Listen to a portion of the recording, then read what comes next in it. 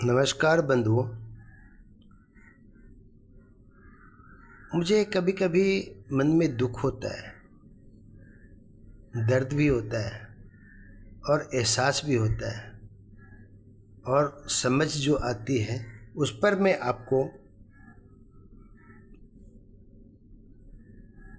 बताता हूँ। कहते हैं भाई भाई का रिश्ता भगवान ने विपत्ति बांटने के लिए बनाया था, लेकिन आज ये रिश्ता संपत्ति बांटने तक सीमित रह गया है। एक समय था जब दो भाई एक ही थाली में खाते थे, और आज एक दूसरे से मिलने के लिए समय नहीं, दिन नहीं, सप्ताह नहीं, महीने नहीं, साल की तारीख पूछनी पड़ती है। आज की कहानी सिर्फ कहानी नहीं, हर उस दिल की आवाज़ है जो अपने भाई से दूर हो गया है। एक छोटा सा गांव था जहां मिट्टी की खुशबू में अपनापन बसता था। वही रहते थे दो भाई, बड़ा भाई और छोटा भाई। दोनों का रिश्ता ऐसा जैसे एक जान दो शरीर। एक साथ खेतों में दौड़ना, एक साथ स्कूल जाना, और रात को एक ही थाली में खाना, और सोने टाइम पर एक ही चारपाई पर सोना, पढ़ने के टाइम पर एक ही टेबल पर दोनों बैठकर पढ़ना। माँ अक्सर कहती, धन, स्त्री और भोजन पर्दे योग्य होते हैं, लेकिन बुद्धि, चरित्र और हुनर ये कोई नहीं चुरा सकता है बेटा। दोनों भाई ये बातें हंसते हुए सुनते। उन्हें क्या पता था, एक दिन यही बातें उनकी जिंदगी बदल देगी। समय बीता, पिताजी बूढ़े हो गए। बड़ा भाई ने घर की जिम्मेदारी संभाली और छोटा भाई शहर पढ़ने चला गया। जाते वक्त बड़े भाई ने कहा, भैया मैं बड़ा आदमी बनकर जाते वक्त छोटा भाई ने कहा, भैया मैं बड़ा आदमी बनकर लौटूंगा। तब बड़ा भाई मुस्कुराया, बस इतना याद रखना, जहाँ सुई काम आती है वहाँ तलवार काम नहीं आती।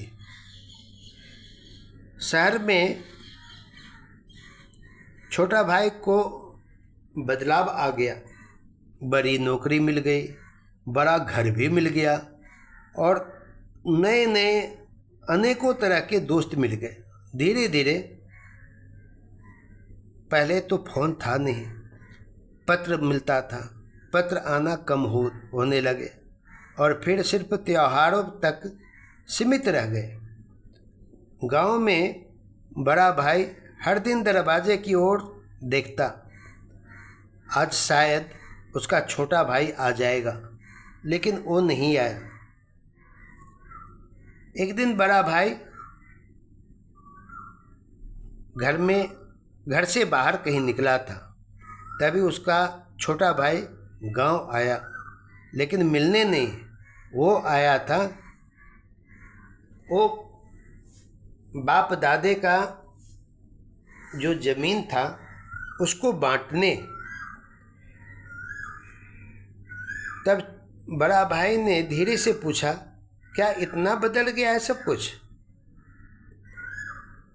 तब छोटा भाई ने बोला, भैया अब सब अलग अलग है, सबके अपने अपने मकान हैं। बड़े भाई की आंखों में आंसू आ गए थे। बहुत अच्छा ज्ञान प्राप्त कर लिया भाई।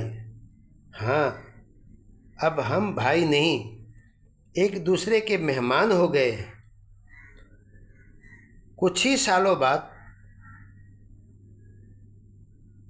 छोटे भाई की नौकरी चली गई, दोस्त साथ छोड़ गए, घर में भी तनाव बढ़ गया, और वो अकेला पड़ गया। एक रात उसे बचपन याद आया, वही थाली, वही हंसी और वही भाई और वही परिवार। और अचानक उसकी आंखों से आंसू की धारा बहने लगे। छोटा भाई गांव पहुंचा। बड़ा भाई अब बूढ़ा हो चुका था। वो चुपचाप अपने घर के आंगन में चारपाई पर बैठा पड़ा था। छोटा भाई उसके पैरों में गिर पड़ा। भैया माफ़ कर दो। बड़ा भाई ने उसे उठाया और बस इतना कहा, अरे पगले, भाई से कोई माफ़ी मांगता है क्या? छोटे ने चारपाई पर बैठा हुआ था। बड़े ने एक थाली निकाली। फिर दोनों एक ही थाली में खाने लगे। आंखों में आंसू थे, लेकिन दिल में सुकून था, खुशी था, प्यार था, अपनापन था, रिश्ता था। रिश्ते कभी खत्म नहीं होते, हम ही उन्हें छोड़ देते हैं। अगर आपके पास भी कोई भाई है तो उसे आज के कलयुग के मुताबिक आप उसे कॉल कीजिए। तारीख मत पूछिए, क्योंकि जहाँ सुई काम नहीं आती वहाँ तलवार काम नहीं आती। इसीलिए रिश्ते एक हाथ से नहीं बनते, तालियां एक हाथ से नहीं बजती, परिवार एक से नहीं बनता, अपनापन एक से ही नहीं होता, और समस्याएं एक से हल नहीं होती। सब मिल बांट कर करते हैं, तभी उसको घर कहते हैं, तभी उस घर में खुशी आती है और तभी उस घर में खुशी का महत्व जाना जाता है। अगर आपको यह कहानी अच्छी लगी हो तो ज़रूर अपने बच्चों को भी सुनाइए, अपने परिवार को भी सुनाइए, अपने सगा संबंधी को भी भेजिए, अपने रिश्तेदार को भी भेजिए। इसको लाइक ज़रूर कीजिए, सब्सक्राइब भी कीजिए और शेयर भी कीजिए। अगर नहीं पसंद आई हो तो इसको कमेंट्स में ज़रूर लिखिएगा कि कहाँ पर हमसे चूक हो गई हो, कहाँ पर हमसे कुछ त्रुटि हुई है। मैं उसको सुधारने का प्रयास करूँगा। धन्यवाद।